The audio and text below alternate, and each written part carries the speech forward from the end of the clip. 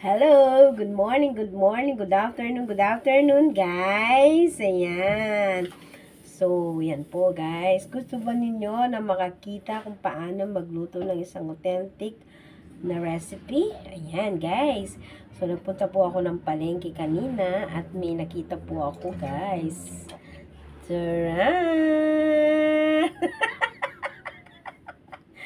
Guys, look at, ano yan, guys? Okay, so nakakita po tayo ng palaka, guys. Okay, sobrang miss ko na to. Ilang decade na po ako hindi nakakakain ng recipe na to, guys. Okay, so gagawa po tayo ng sa Kapampangan. Tinatawag po namin itong batute. Ayan, guys, batute ang tugak. Okay, mamaya babalatan ko po ito, lilinisin. Ayan, guys. O, gagawa po tayo. Ayan. But before that, guys, okay, so be-prepared po muna natin yung ating pong ilalagay sa loob ng ating mga batute, yung sa palaka po. So, meron po tayong, siyempre, bawang, babalatan po natin yan. Sibuyas po, ayan po. Tapos, meron po tayong kamatis, bell peppers, at ang ating pong tawag namin sa Kapampangan nito, tanglad. Basta, mabango po siya, guys. Pag nilagay mo sa batute, sa paksiw, masarap. Okay, ito po yung dahon. Ayan. At lalagyan po natin siya ng giniling, guys, kasi konti lang po yung palaka po natin. So, hahaluan po natin siya ng konting giniling, guys. So, yan. So, imimix lang po natin siya and then igigisa po natin para bago natin ipalaman sa ating gagawing batute, luto na po yung loob niya. Okay, guys? Ayan. So, unahin po natin huwain ang ating sibuyas. Ayan. So, imimix lang po natin sa ating malinis na bowl. Ayan.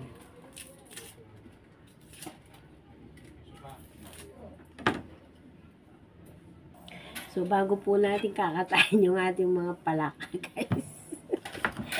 I-ready po muna natin yung ating pangpalaman sa kanila para hindi po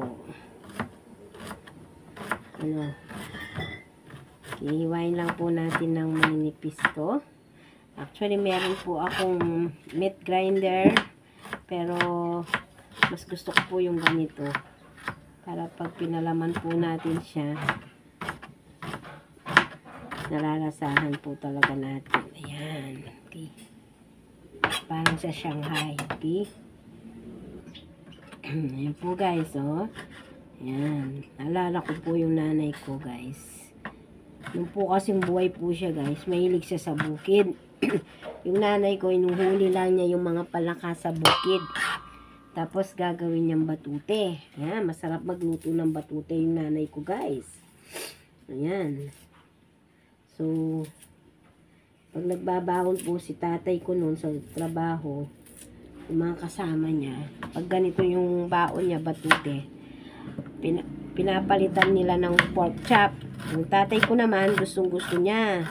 Kasi daw, siyempre, pork chop yun. O, diba? Siya kasi madalas siyang kumain ng batute. Mahilig gumawa ng ganito yung nanay ko, guys. Mahilig siyang manghuli ng palaka sa bukid. Namimingwit lang po siya, guys. Pag uwi niya, madami na siyang huling palaka galing sa bukid. Tapos yung iba, tinitinda niya, guys. Tapos yung iba, inuulam namin. Inuulam namin, pwedeng isabaw. Lagyan mo ng papaya. Pero ako, guys, mas gusto ko yung batute. Yan, tapos ipiprito natin. So, ang tawag dito sa English, arilyenong palaka. Ayan, guys, diba? So, yun, ang pangalan ko dito, hindi batute. Arilyenong palaka. Ayan, para social. But the original name is batute. Ayan. Okay, guys. Ayan. So, babalatan na po natin ang ating mga palaka, guys. Ayan. So, sa pagbalat ko, guys, kailangan po ng asin. Yung salt. Ayan. So, kailangan po natin ng asin para hindi po lumulas ang ating palaka. Ayan. So, guys, ang laki. Oh. Okay, tingnan nyo guys. So, paano tayo magbalat? Siyempre, unahin natin yung ulo. Ayan, konti muna. And then, kuha ng konting asin. Tapos, guys, para makita nyo. Ayan, guys. So,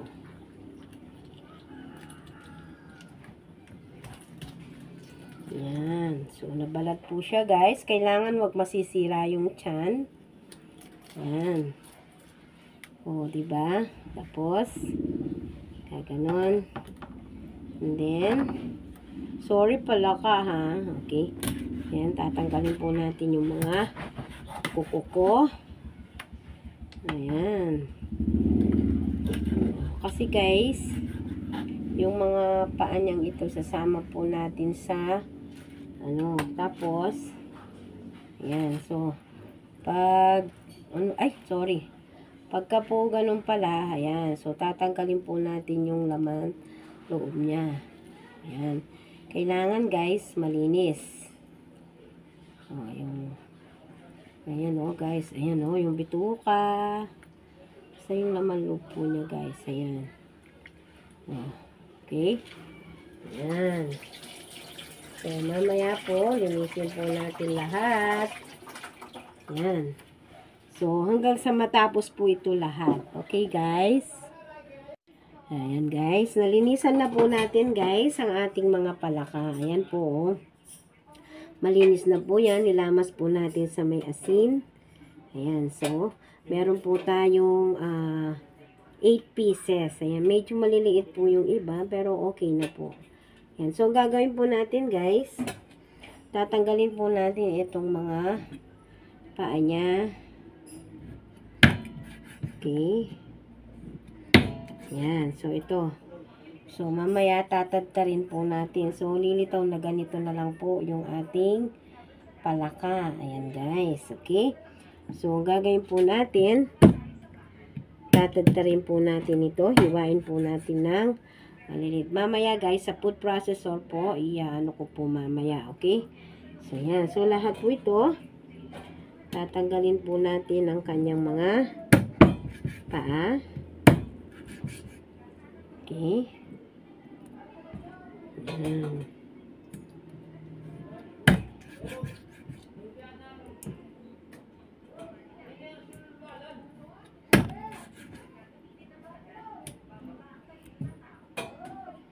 Masarap ito guys.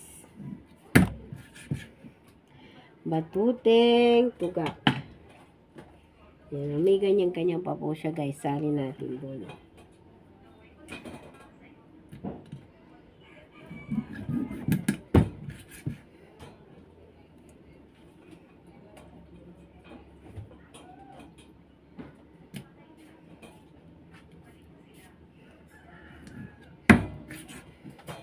Para mapinong-mapino po ang kanyang ating pong lalagay dito sa loob. Ayan guys. Okay. So, ayan po. So, titimplahan na po natin ang ating mixture. Ayan. So, ayan po. Okay. Tapos po, igisa po natin ng konti sa konting asukal. Okay guys. Okay guys. Ayan po.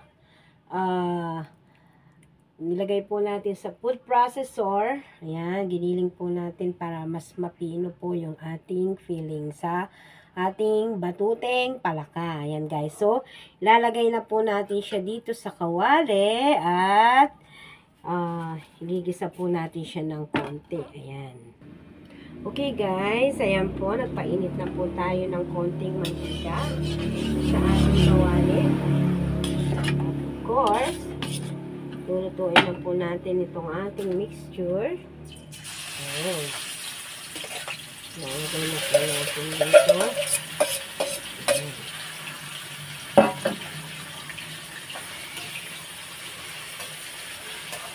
Ayan. Lulutuin po natin siya ng konti, guys.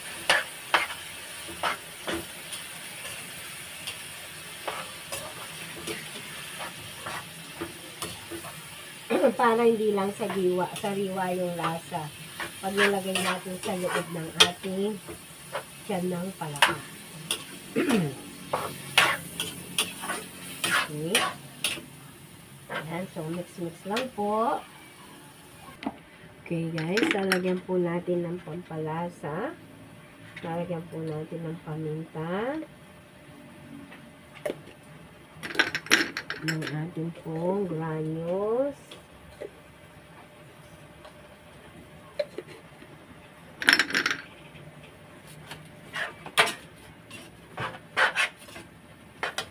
Lalagyan po ng ating your seasoning. Ayan. Para mas masarap. At ang ating pong konting oyster sauce.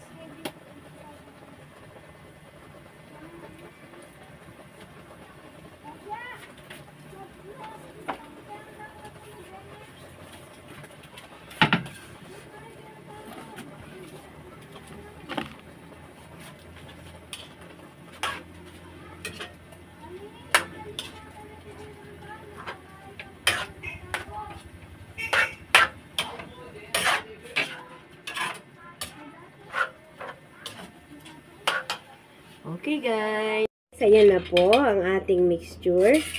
Medyo malamig-lamig na po siya. Ayan. Guys, so, eto na rin po ang ating mga palaka guys. Ayan. So, lalagyan po natin ang ating mixture ng isang itlog guys. Dalawa yung pula niya guys. Tingnan nyo guys yung tinda namin itlog guys. So, ang laki.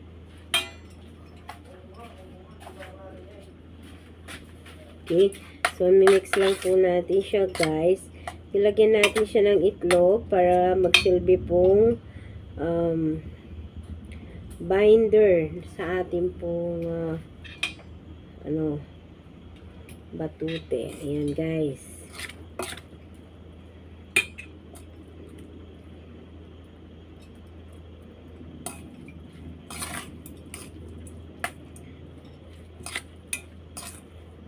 So, pagkatapos guys, ipapalaman na po natin sa ating sa tiyan po ng palaka. Ayan guys. So, yung iba po, hindi po nila niluluto agad. Kaya lang, ako po, lulutuin ko para ayan. So guys, kamayin ko na ha. Ayan po. Ito na po guys. So, parang gagawa ka rin ng relleno. Ayan guys. Ayan, papalaman. Kailangan guys, siksik ang laman para bondat na bondat. Ayan guys. Ayan o, ganyan. Ayan, parang yung tiyan ko guys. Bondat na bondat. Ayan. Ayan. Masarap yung mixture niya, guys.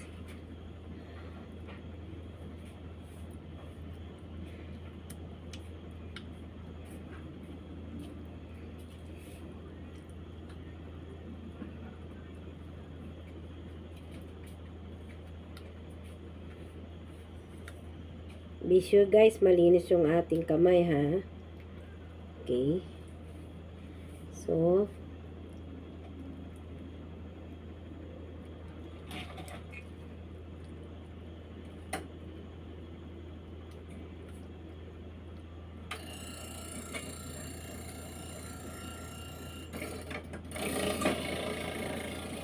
ayan, ganyan guys ang batute. Ayan, o, diba? Pagkatapos, ipiprito ito guys. Yan, sa mahinang apoy para hindi po masira yung tiyan at lumabas po yung palaman. Guys, ayan po yung ating batute, o. Okay guys, ayan.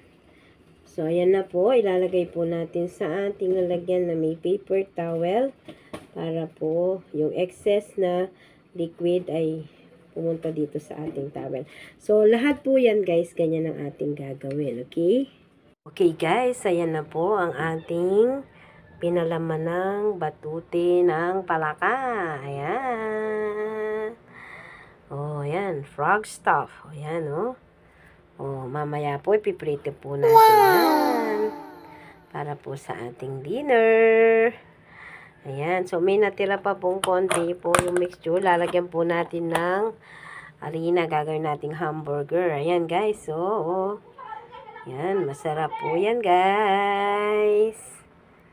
Ay. Okay, guys. Ayan po. Pa-fried na po natin ang ating batuteng tugak. Ayan. O, batute ng palaka. Ayan. So, huwag pong masyadong malakas ang apoy, guys. Para maluto po yung loob. Actually, luto na yung loob niyan, guys.